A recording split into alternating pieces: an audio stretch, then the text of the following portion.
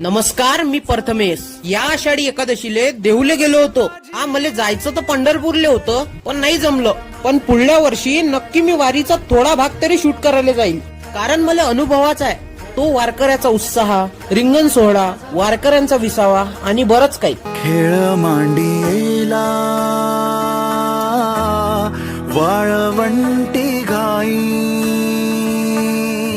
तसा तर हा सोहळा आहे प्रत्येक वारकऱ्यांचा, सोहळा आहे प्रत्येक विठ्ठल भक्ताचा आणि त्या माऊलींचा, जे आपल्या डोक्यावर तुळशी वृंदावन घेऊन विठ्ठलाच्या दर्शनात जाते.